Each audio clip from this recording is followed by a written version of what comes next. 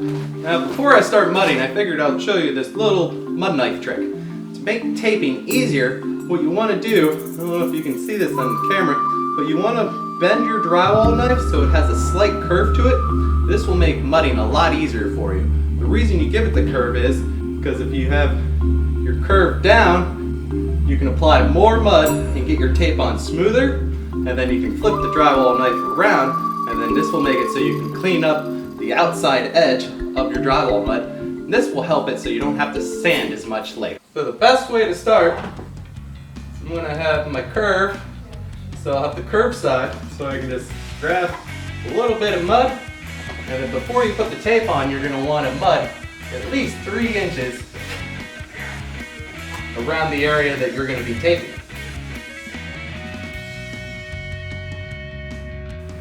After you get the mud applied, you'll want to go through and then smooth it out. This will make it so your tape doesn't bubble or wrinkle whenever you're applying it. And you only need the tape to go over about 1 inch to 1.5 inches above or past the crack of your drywall edge. So what I like to do is just hold the tape up to the seam that I'll be mudding, and then get it close, and then I use my finger as a point, and then I can just grip it right off. And if you have any long edges, you just want to fold those over, and then create a crease in it, and then you'll be able to cut it or rip it off straight. And once you get your drywall tape up there, just light pressure guide your mud knife across the edge of the tape. Then get your mud knife, get another coat of mud on it, put the bulk of your mud right on the middle of the tape, and make sure you have your curve so it's down towards your finger. And then you want to apply a thin coat of mud over the tape.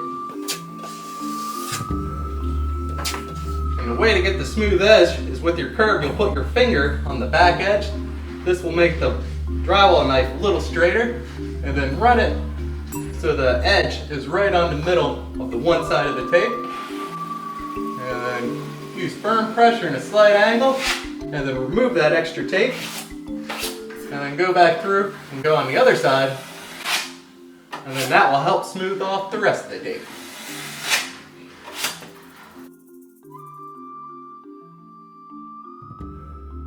Because on your first coat of drywall mud, you want to make sure it's a light coat but heavy enough to cover the tape, and then this will make your second and third coat a lot easier.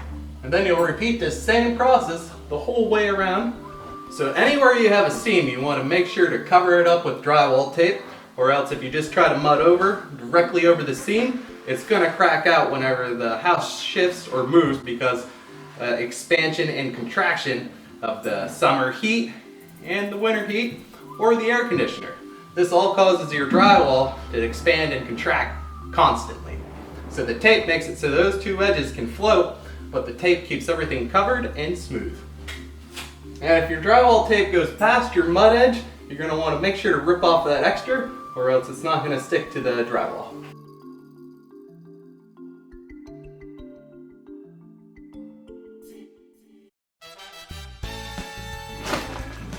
Now after you got your patch all mudded up, you're going to want to let your drywall mud dry completely before you put your next coat on it.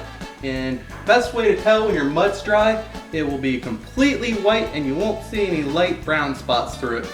So if you see a little bit of light brown spots, don't coat it yet, because if you go to mud over that, it's going to pull those out and you're just going to be big chunks of drywall mud.